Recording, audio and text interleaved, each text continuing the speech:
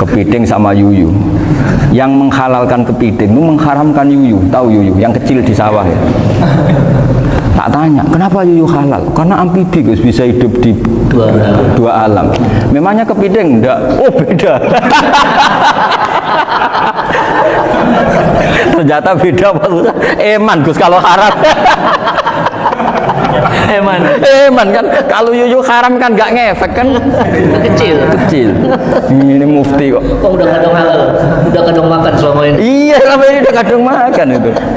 Makanya banyak kiai yang mengharamkan kepiting sebetulnya, tapi minoritas kan. Tapi yang mengharamkan yuyu mayoritas, wong kecil aja. Jadi kita ribet ikut siapa gitu. Kata siapa ahli fikih gak mikir untung rugi. Makanya saya ini bingung, jadi saya ini kan kiai ya, kiai betul, susah kadang jadi kiai. Sebagian guru saya itu mengharamkan kepiting. Nah kalau kayak dolan di daerah Juwono Mas Nafis, daerah itu penghormatan tertinggi santri itu kalau nyugoi kiainya kepiting, karena itu makanan termahal. Bingung kan dia? Mau tidak makan itu kayaknya dipersiapkan betul Pak Rifan.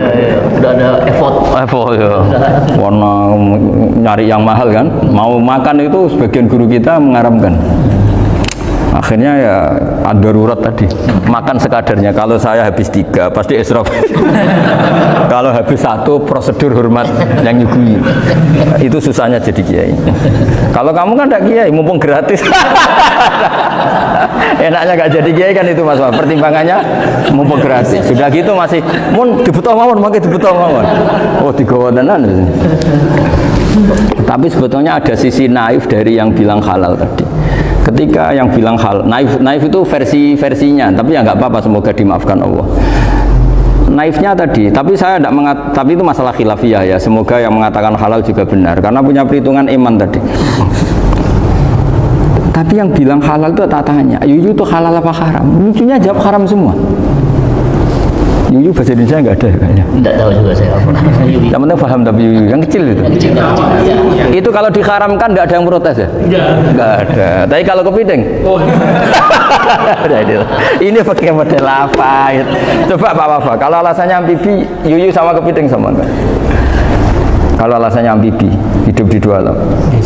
Sama-sama. Kenapa kepiting jadi halal? Lebih bernilai. Ini juga mufti model baru. Kan muftinya menghalalkan itu. Iya makanya itu. Kan jadi kayak tadi ayam jago tadi orangnya tak tanya akhirnya. Andekan yang kecelakaan itu ayam kecil. Kamu tanya saya enggak? Ya enggak, aku langsung tak buang. Kan langsung dibuang. Berhubung ayam besar. Eman kan. Tapi nurani aja sebetulnya protes. Nyembelih klekek-klekek. Kadang kan apa kejet-kejet itu sudah tunggu SOP dari Pak. Ya tapi apapun itu ini ilmu harus didengar ya supaya sampean tahu ya, ada hayat mustaqirroh, ada hayat mustamirroh, ada hayat ittiroriyah, paling enggak kita ngerti lah. Karena nanti di bab B ya nyun sewu di bab apa B itu ya nanti nggak sahnya karena apa? Tidak mutamawal. Misalnya saya punya utang sama Pak Arifin ayam jago, tak bayar dengan jago yang mengalami kehidupan sudah seperti itu, kan tidak sah. Meskipun itu hidup tapi sudah tidak hayat yang mustamir, tidak normal. Jadi ilmu itu apapun tidak cocok kita karena beda mazhab misalnya, tetap sebagai apa? Ilmu. Jadi jangan pernah anti ilmu meskipun kita tidak cocok. Dulu saya itu heran sama Abu Hanifah karena membolehkan merujuk wakaf. Wakaf itu kan nggak boleh ditarik kembali dalam mazhab Syafi'i dan hampir semua ulama bilang gitu. Tapi kalau kata Abu Hanifah, jika nazir yang nerima itu tidak sesuai rencana kita, keinginan kita, itu boleh narik kembali. Fa innal waqfa atiyatun mahdhah, kata beliau. Wakaf itu ya pemberian normal saja. Suatu saat ada peristiwa gini Pak Arifin ya, ada orang kaya raya mewakafkan tanah itu senilai kalau nggak salah itu 60 miliar. Singkat cerita beliau bermain apa gitu, bisnis apa itu bangkrut. Kemudian itu belum disertifikatkan wakaf. Kemudian nggak ada yang disawang coro Jawa, nggak ada yang dilihat, terus mau dibeli sama nyuwun sewu, sampai yang mau beli yang mampu itu non muslim. Singkat cerita ada orang kaya muslim yang mau beli itu tapi ada problem karena itu wakaf. Jadi kalau nggak dibeli itu malah dibeli non muslim.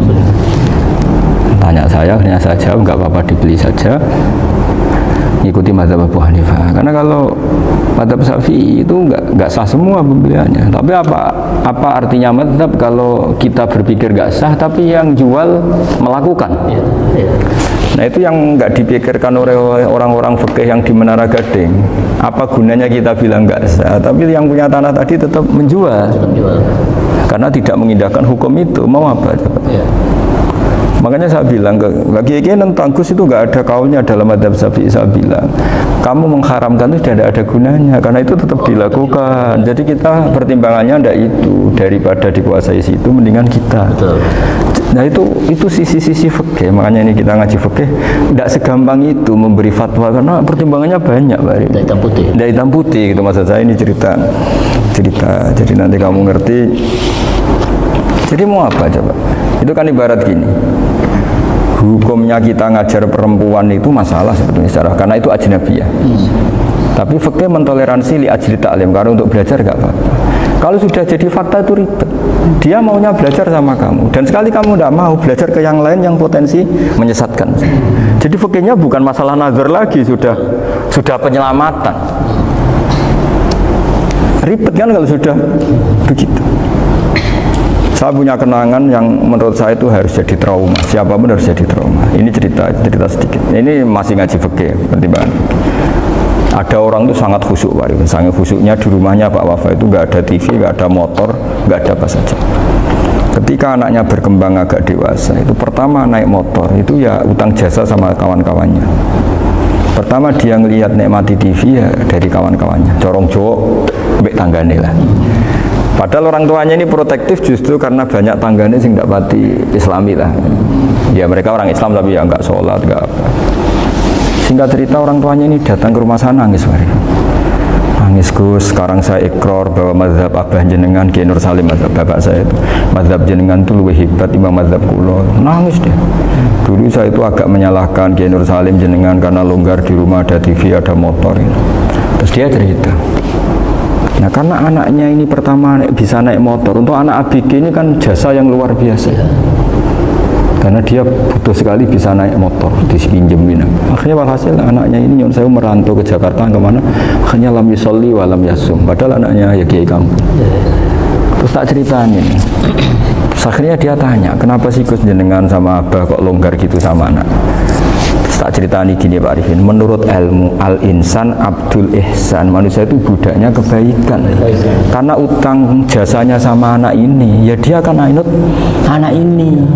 Sementara kenangannya mbak jenengan mbok amui, tidak boleh. Dia baru ngakui, ya Gus saya itu nyun sewu hanya khusyuk tapi kurang ilmu. Tadi dia hanya berdasar khusyuk. Bocah kok main delok TV kan pikirannya hanya gitu. Ini cerita ilmu, saya bukan menjustifikasi manapun, ini kan cerita ilmu Pak Arifin ya. Jadi semuanya itu ada hitung-hitungannya.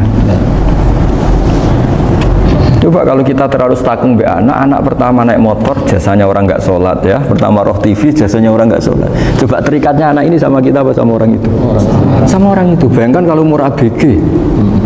Kalau umur sak pari pun Pak Wafa ini nafsu astagfirullah kan. Gue cok tuwa nome ya ora. Gaya tok.